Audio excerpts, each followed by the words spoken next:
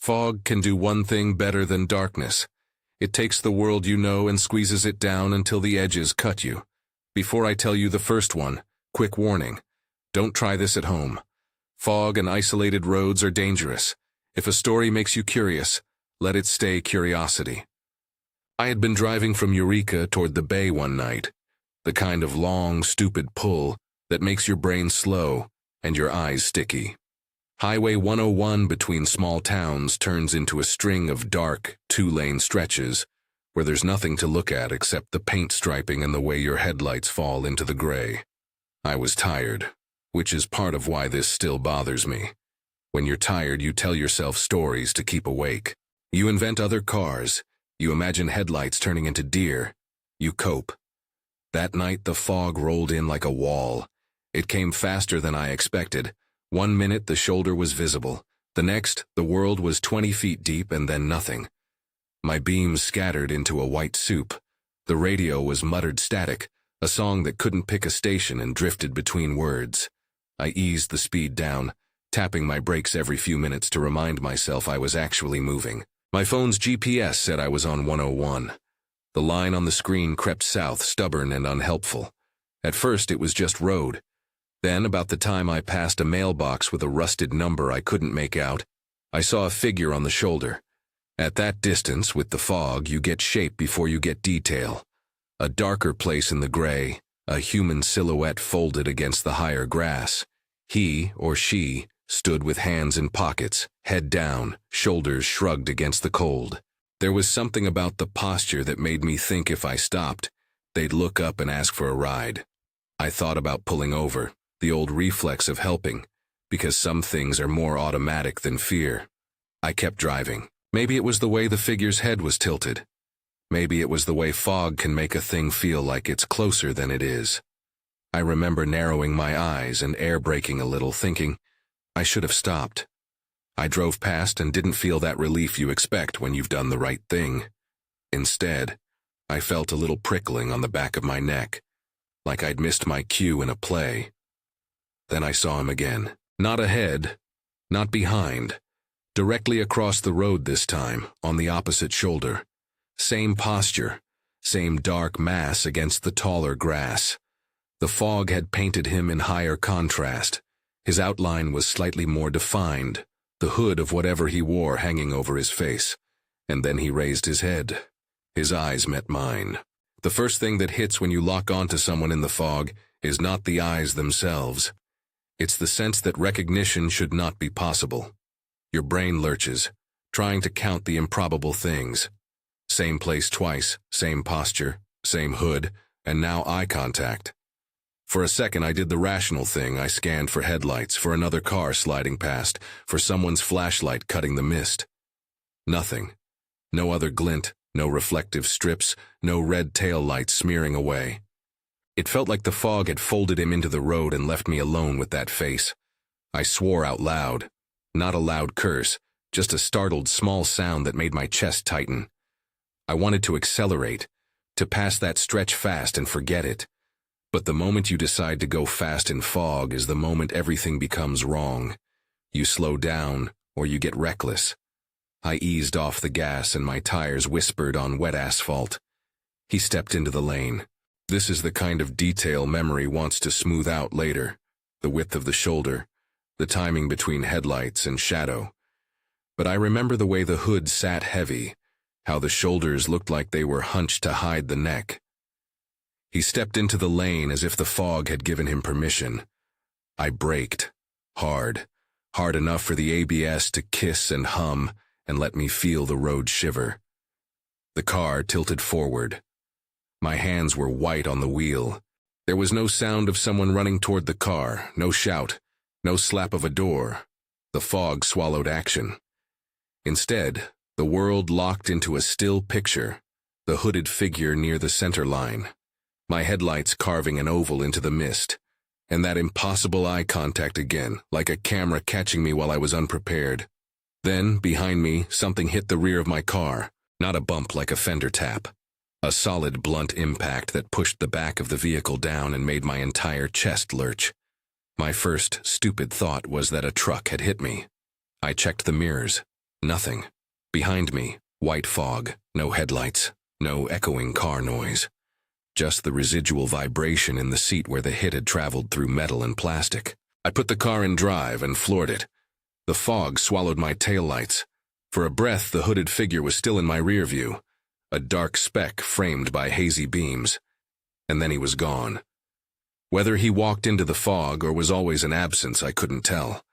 Maybe he stepped off the shoulder and disappeared, or fell, or melted back into the gray. The whole thing played like a bad dream. I didn't stop again until I was in a town with a 24-hour gas station and a fluorescent light that made everything feel honest and terrible. I parked under the harsh white, heart still pounding, and got out to look.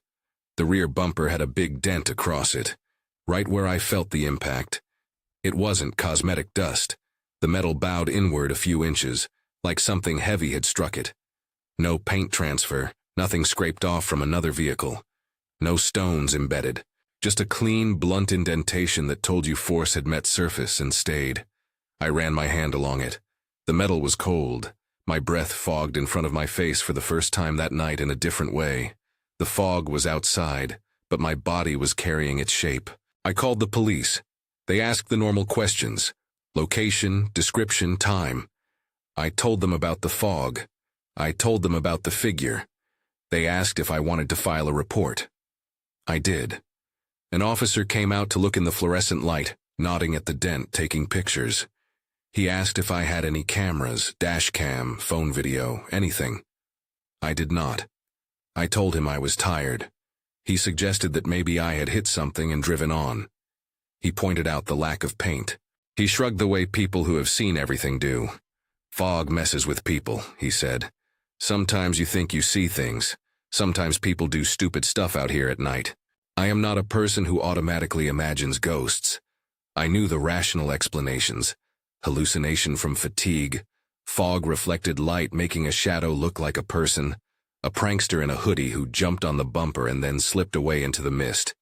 Each explanation felt convenient and reasonable. It would be nice to say one of those reasons tied everything up, but there are small physical facts you can't stitch into neat narratives. The dent in the bumper, the absence of paint, the hole in memory around the exact movement of the figure. The sequence makes sense if you let logic in, except for that second sighting where the eyes met mine. You don't get eye contact with a trick of light. I thought about the timing too. Someone walking up behind my car would have to cross the lane, get behind me, make the hit, and then leave, all without a sound or a pair of headlights showing up. The road wasn't busy. At 2 in the morning it's possible, sure. Unlikely, but possible. And the fog is the perfect accomplice. It hides everything that makes sense. When I drove home the next day, the dent was still there, like an accusation. Insurance wanted a list of possible culprits. The police filed the report and labeled it as unknown, and that's the word that sits with me. Unknown. I drove past that stretch of 101 later, in daylight, with the world normal and the shoulder just grass and lending poles. The mailbox was still rusted. Nothing looked like something that would stand in the road at night. I kept glancing at the fog line, the place where fog gathers in the winter, as if it might be a door some nights. At night I replay the moment in 100 different rooms. I tell the story like a test, to see if the listener judges me. You probably fell asleep, people say. People in hoodies jump around to scare folks, others suggest. Maybe they're right. Maybe the dent was the result of a drunk with a crowbar. But I know the way the figure raised his head the second time. I know the precision of that eye contact, the way it felt like a question, like a demand. I know I did not make a conscious choice to stop that night. I had already made that choice when I decided to keep driving. And I know the sound of the impact behind me was not what you're expecting. There are nights I drive the same road on purpose, testing my nerves, and the air is clear and the world remains indifferent. That makes me feel cowardly and relieved and furious, all at once. The dent sits in my garage under a tarp now, a physical thing that interrupts the fiction of maybe it was nothing. It doesn't tell me what it was. It only insists on being there, evidence that something happened, and an absence that refuses to make the story tidy. If you like true stories that make the world hesitate, subscribe. I have more of these. If you've ever had a fog encounter, tell it below. There's something about hearing other people's uncertainty that makes your own less lonely. The next one is worse, and it happens not on a road, but on a path you know so well you run it without thinking. The kind of trail you can do with your shoes untied. You've done it a dozen times, maybe more than 100. And that familiarity makes the feeling of being lost feel like betrayal. I came home for a spring break that was supposed to be unremarkable. I was a college senior by then, the kind who thought a week off meant sleep and doing laundry and not thinking about emails. Early on one morning, too early before the real light, I'd laced up to run a small loop behind my parents' house. The trail was 3 miles, a simple out and back that hugged a ridge, looped through a stand of pines, and came back down near the creek. I ran it 100 times in high school, the landmarks engraved in my feet. The split rock where the path veers, the old rope swing over a dip, the fallen oak halfway through.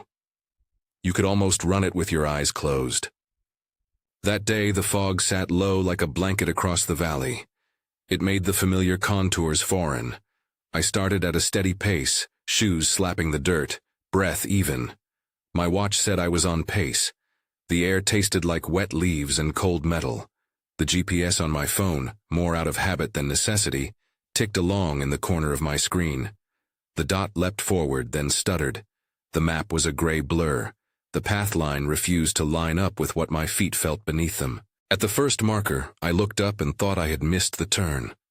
Where I expected the split rock there was only white. The trees looked like strangers. I told myself the route curved differently now, that erosion had changed the grade, that 5 years meant new trails and fallen trees. But you know the feeling when your body recognizes a place and your brain says no? It's a low, ugly panic that starts behind the ribs. It's usually small, a whisper. Check this, check that. I accelerated. The woods have their own acoustics in fog. Sound goes soft and broad, like someone turned down the treble and left the bass. Footsteps are less a rhythm and more a presence. Around mile 1, my footsteps started to feel like a metronome against something that answered them. At first, I thought it was my breathing echoing off the trees. Then the sound took shape. A low, fluctuating drone, like a distant machine or an animal moaning more than calling. It matched the rhythm of my feet. At first, I considered wind.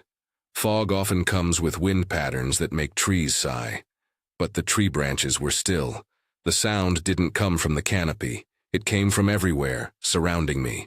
It rose and fell, following me exactly. When I picked up my pace, it matched. When I slowed for a water break under a low boulder, it softened to the same tempo. It didn't come from ahead or behind. It seemed fixed at my shoulders, like a shadow jogging beside me. I kept telling myself it was a resonance. Maybe someone with a distant radio, maybe a generator in a backyard I'd never noticed. Maybe it was my earbuds picking up interference. The problem with those rational explanations is they require a source you can point to, a thing you can locate. I looked around.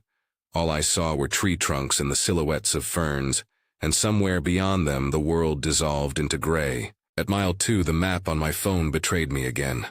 My dot showed me still deep in the woods when I should have been turning onto the last stretch that runs along the creek. My lung burned a little. Muscles have a memory the brain can't erase. They remember the split rock and the oak and the rope swing. My feet carried me past where they should have eased off. Direction without landmarks becomes a trick of the mind. You trust memory. Memory can lie.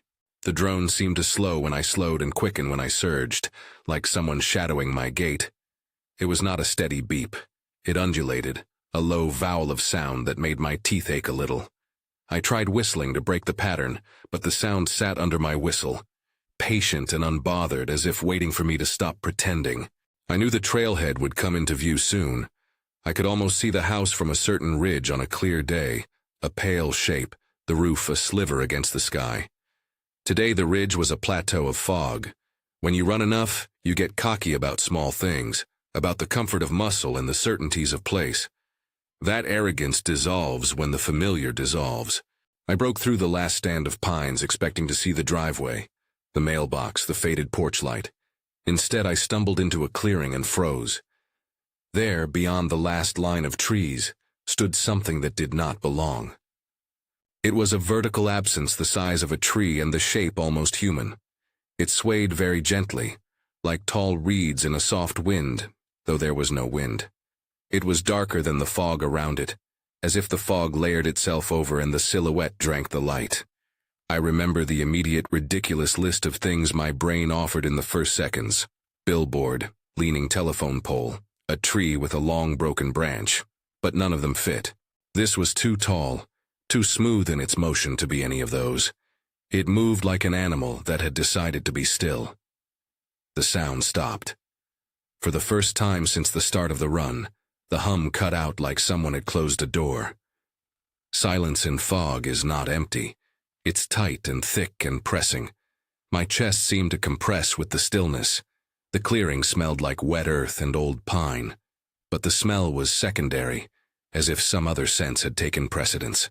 I wanted to sprint home.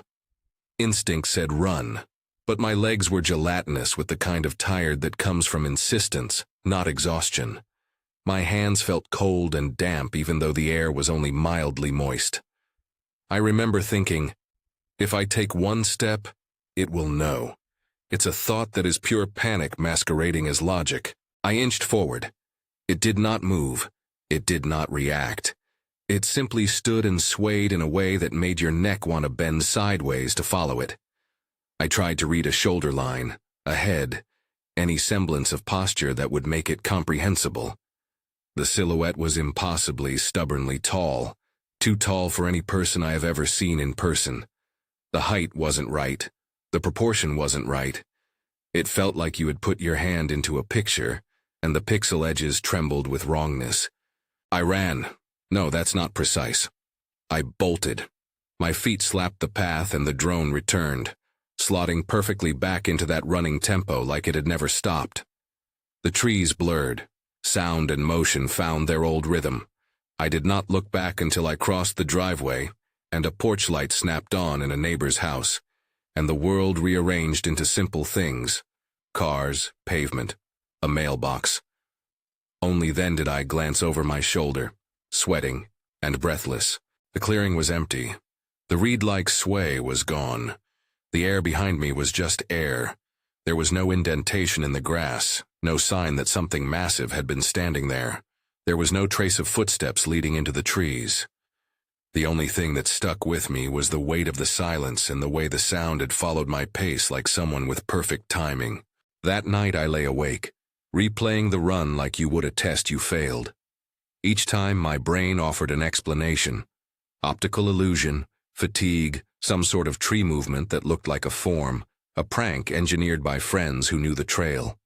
But the timing of the sound, how it kept pace and then stopped in sync, wasn't easily dismissed as wind. And the size of the silhouette didn't fit the natural world. Nothing there made sense on a scale I recognized. There are explanations you tell because they make you feel safe. Then there are details you cannot fold into those explanations. For me, it was the rhythm. Even now, when I go for a run where there is nothing but empty air, I'll sometimes hear a faint undertone in the distance and my heart will tilt toward the place where the clearing used to be. I never ran that trail again before dawn. I've told this to friends. Most laugh or make a joke about my spring break courage. One of them, quiet, unflappable, asked if I had anything to drink that morning. No, I said. Another suggested electromagnetic interference with my watch. Another pulled up theories of hypnagogia, of sleep paralysis sensations that can leak into waking. Those are sensible answers. Yet one small thing keeps me honest. The sound followed me, not the other way around. You don't get a following sound from a tree. I stopped there because it felt like the proper place to stop. Too terrified to go back in. Too proud to tell the full story at first. But there's another fog story that takes place on water. And water has a way of changing rules. On land you can run. On a highway you can drive. On water you're more helpless. The fog on the bay that morning made the horizon nothing, and turned ordinary sound into an instrument that didn't obey distance. I was with someone on that trip, and we both heard the same impossible rowing. I'll tell you about Willapa Bay next, the oars that never approached, The boat that appeared beached with wet footprints leading inland, and the way two experienced kayakers suddenly felt like children in a fog. But I'll pick up there in a moment. There's something about that story that needs its own slow unspooling. For now, think about the sensation of not being able to trust your path. Whether you run it, drive it, or paddle it, fog makes the world a stranger. We launched just after sunrise, because that's when fog in the estuary is thickest, and the world feels like it's still finding its shape. Edwin and I had done enough trips together to know the choreography. 2 boats side by side, dry bags lashed, life jackets snug, check the GPS, check the compass, agree on a heading. We weren't tourists. We weren't kids playing at adventure. We were cautious by habit, respectful of tides, of currents, of the way sound plays tricks over water. Even so, that morning felt wrong from the first strokes. Visibility was ridiculous. You couldn't see the shoreline unless it was right next to you. The fog leaned down to the water like a ceiling. The horizon was gone. My GPS dot shivered and then steadied, a stubborn little anchor on a blank screen, and my compass needle trembled as if reluctant to pick a true north. We paddled slow, not because we wanted to, but because that's what the conditions demanded. Small, controlled strokes, heads low, listening. The sound started as plausible background. Someone rowing nearby, maybe a small skiff with oars.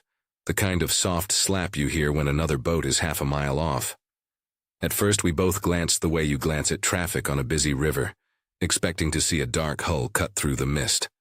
The sound was steady, a measured rhythm like someone pulling in time.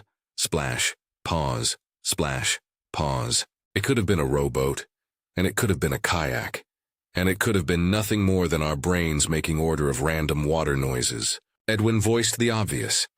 Hear that? He sounded calm. He's the kind of person whose voice stays level when I'm already vibrating inside. I nodded, not wanting to admit my teeth had started to feel like small clacks, and we matched our paddling to a slightly wider berth, angling shyly away from where we thought the sound was coming from. But in fog, direction is a rumor. The sound didn't get closer when we altered course. It didn't fade away when we stopped. It stayed exactly the same volume and the same tempo, as if whatever was making it had anchored itself to our position and was moving with us. We traded small, practical observations. Tide should be mid, current seems slack, there are no buoys in this channel, and under the practical both of us had the same private thought. There's someone else out here. That thought should have been comforting. Human presence signals help, escape, explanation. Instead, it did the opposite. The presence suggested there was something operating in the fog that refused to be located. There was a hum of unease that tightened every time the oar sound clicked on a beat with our paddles. Once or twice the sound's rhythm changed subtly, as if the rower had shifted pace. Each time our muscles tensed, the way you tense when a song you like hits a familiar chord. You expect the sound to move, toward, away, left, right, but instead it tracked us. If we turned to the east, the sound seemed to come from east.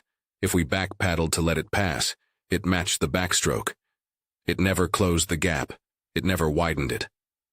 It maintained a polite distance, like a person walking in step beside you but staying out of sight. At one point, when the fog briefly thinned to a gauze so thin you could almost make out motion at a distance, we glimpsed a dark shape, small, low in the water, glide across our peripheral. It was a quick half-vision, nothing you could hold on to. A wooden silhouette, the profile of a rowboat lit by nothing. We both turned simultaneously, because you do that with someone you trust, and for a second there was nothing. The water was flat as glass. No trace, no wake. Edwin swore under his breath. He's pragmatic. His first guess was a fisherman who drifted inside the fog and was letting the tide take him. I wanted that to be the answer. I wanted there to be a person in the boat, or a person who had rowed that boat somewhere and who would be startled to see us and then embarrassed, and then relieved when we offered help. But the fog makes civility unreliable. It turns practical things into riddles. We kept paddling toward the shoreline we thought we knew. On clear days you can read the mouth of the bay like a map. There's a line of pilings, an old jetty, A culvert that shows where shore becomes mudflat. That morning, none of that existed. We were a compass needle and two skiffs suspended in a gray nowhere. The water smelled like iron and old seaweed. My hands were damp from keening and pulling, the salt heavy in the crease of my palms. Every sensory detail that should have reassured me instead felt like evidence of how little we knew. When we finally aimed for the beach, meaning, we pointed toward where I thought the shore should be and began angling my strokes more toward land. The row sound didn't change. It remained obediently, unsettlingly, where it had been from the start. We pulled a little more aggressively, making the hulls cut into the shallows. My ankle brushed the muddy bottom a few times. The skiff came to rest with a soft thunk. I could hear the small clunking of pebbles being moved by waves. Edwin's boat ground down beside mine, and we looked at each other, and then at the fog-slimmed line of shoreline. There was a curve of wet sand, darker where the water had reached it, and nothing else to announce human passage. No jetsam, no driftwood stacked in odd patterns, just the long, clean edge of tide and fog. We hauled the boats higher, beating the mud free of the skeg, and then we saw the footprints. They were close to the waterline, bare footprints, deep impressions, the toes splayed as if whoever was making them had been in a hurry, or at least barefoot and certain. Freshness is a fragile thing. You can read it because the edges are crisp, the little crust of mud only just beginning to slough away. These prints were wet enough that they glinted when the thin light hit them. They led directly away from the place the water met sand, and bent inland toward the trees, a neat single file of soles heading toward the darker brush. I felt something weird in my stomach, part curiosity, part the old primitive alarm that says follow at your peril. Edwin moved first. He put his paddle across the bow and started following the prints because that's what people do. They follow tracks. We took the rule book out of the back of our heads. Procedure would have said wait for daylight, mark the site, call the authorities. But procedure evaporates when there's a boat and the tide and the feeling that the thing might be just ahead. We were not searching for a ghost. We were searching for a person, a logical outcome. The prints continued into the tree line. They crossed the thin salt grass and the leaves, and then they vanished between trunks. For a moment there was no sign at all. No broken brush, no bent branch, no sign of struggle. Then the line started again on a slight rise of earth, deeper and more spaced, like a person who had taken a few longer strides. They trended away from the water, uphill, into an area of alder and low spiny shrubs. We followed carefully, aware of snapping twigs and our own noisy breathing, and the prints kept leading, precise and steady. I expected at any turn to find someone. A stranded fisherman collapsed against a root. A confused tourist bundled up against the cold. A man with a shivering dog. But the path never led to any of that. It led to a small clearing, and there, pulled up on a narrow strip of higher sand, was the boat we'd seen earlier in the fog. A rowboat, small, wooden, the kind with a varnished interior and two empty oarlocks. It sat askew, as if it had been brought ashore with haste and then left to sit. There was no oar inside, no life jacket, no gear. The boat itself was ordinary in shape, and the sight of it should have been a relief. It wasn't. It looked like a thing left unfinished. The hull was wet where the tide had licked it and dry where the wind couldn't reach. Along the gunwale, small beads of water clung and trembled. The interior was empty except for a scattering of leaf litter and one small puddle. It rocked gently as if someone had just gotten out. The sand in front of it showed prints that came from the water and then led inland, matching the ones we'd followed. But there was no one there. We circled the boat, checking for signs, rope, nameplate, lashings. I checked under the seats, which is the reflex of someone who's been out on the water long enough to expect things to be where they're supposed to be. There was nothing. The transom was clean. There were no blood-like stains, no equipment, no glove left in a cup. Just the empty wooden shell of a vessel that looked like it had emerged from the fog and parked itself on the beach. A million ordinary hypotheses crowded into my head. The person could have left to get help. They could have hidden somewhere as a prank. They could have been a local fisherman who had decided to hike out to a cabin and would return in an hour or two. Or they could have been someone who had rowed ashore and then simply vanished into the trees. Those last words sound theatrical when you say them out loud. Even then my mouth felt stupid saying them. But when you are looking at a boat and a set of fresh prints and no human being, the simplest constructions begin to fray. Edwin called out once, a short practical shout, "Hey!" and waited. Sound in the fog was a wet blanket. His voice swallowed immediately, no echo. No one answered. We scanned the tree line and we saw nothing moving. The trees were black lines.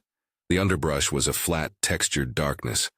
There was an odd absence to the air, like someone had muffled the world with a hand.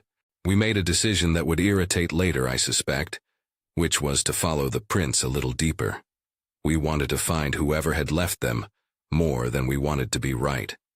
The path drifted through the brush and then bent into a shallow gully where the trees were thicker. At the edge of that gully, the footprints stopped. They stopped on the cusp of a shadow and then simply ended. There was no sign of them continuing between roots, no smear on a trunk, nothing that would indicate a person had climbed or crawled away. The ground was damp and soft. If someone had sat and rested, there would be a depression.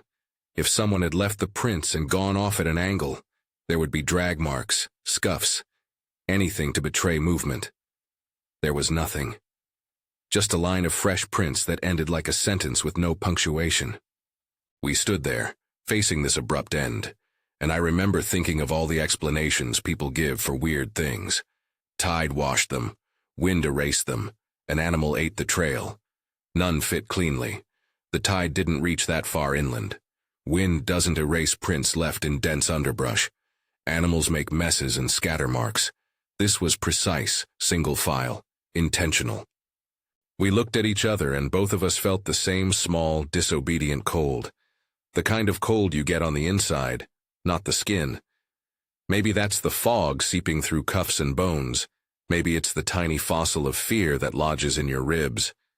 We made a soundless decision to return to the boat. We were not investigators. We were just two people who recognized a line of evidence and felt politely that it had exceeded their competence. By the time we reached the clearing and the small beached rowboat, the fog had seeped a little thicker. The light had gone from the thin gray of morning to an even flatter white. We pulled the boat's bow away from the sand and balanced it gently until it rocked free, and then we shoved. The oarsless craft slid back into the water without any assistance. We argued about whether to take the boat with us.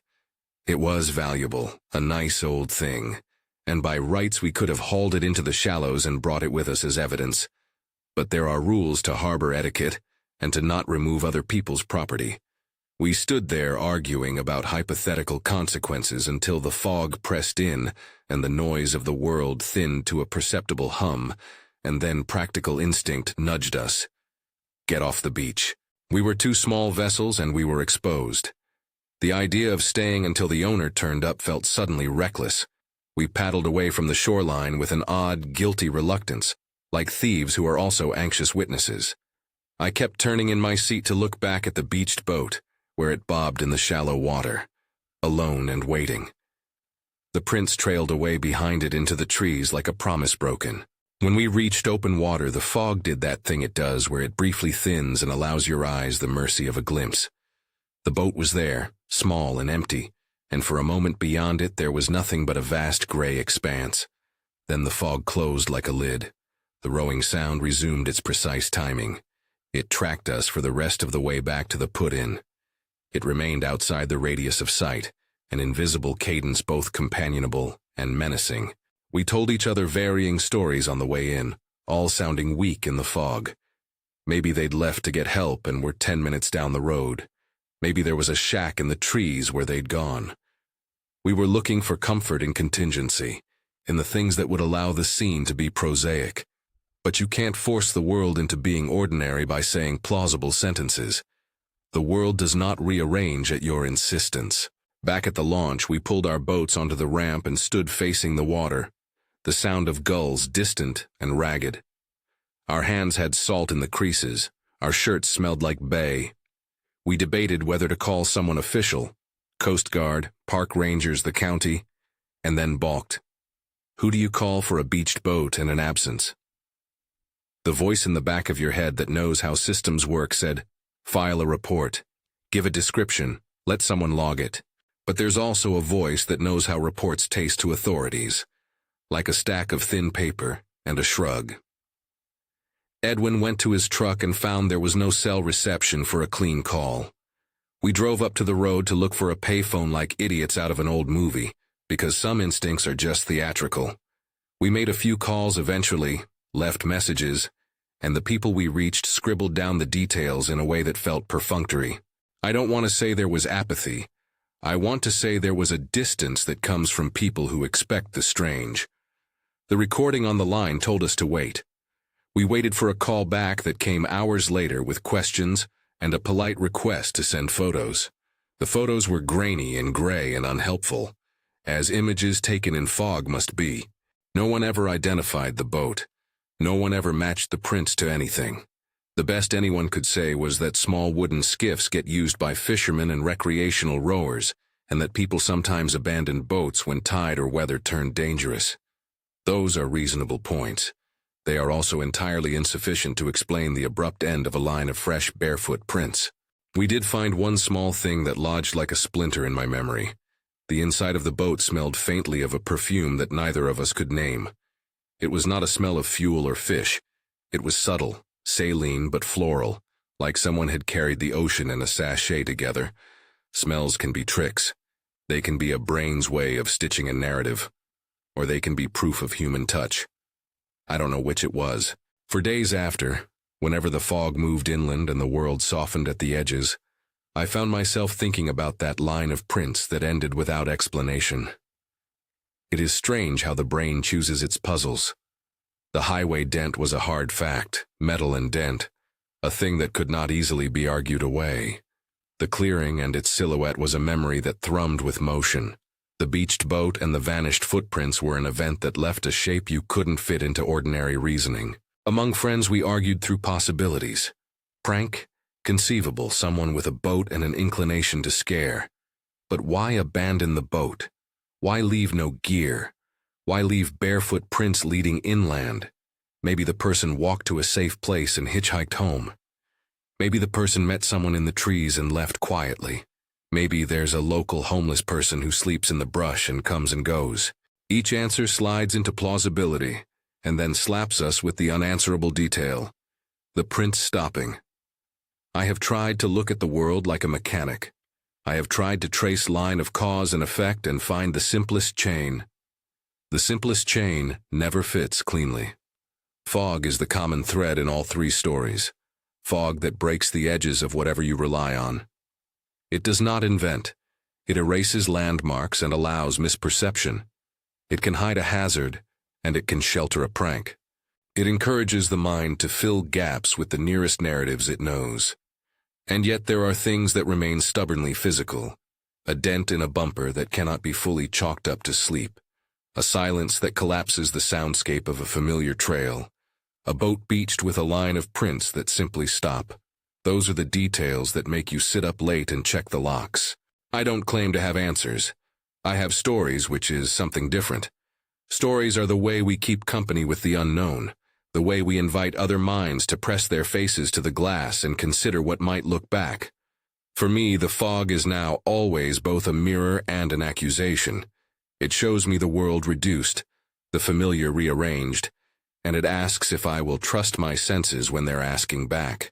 If you've ever felt watched in a fog or found footprints that stop, or driven away with a dent that has no explanation, tell us below. The strangest thing about these encounters is how they gather. One person's uncertainty becomes a shared concern, and the more we tell them, the less shame there is in admitting we were unsure. Like and subscribe if you want more true fog stories. Share this with someone who knows the places where fog comes for the night. Maybe they've had something happen that refuses easy explanation. Whatever you believe, be careful in the gray. Fog hides things that are dangerous and things that are merely puzzling, and the line between the two is thinner than you think.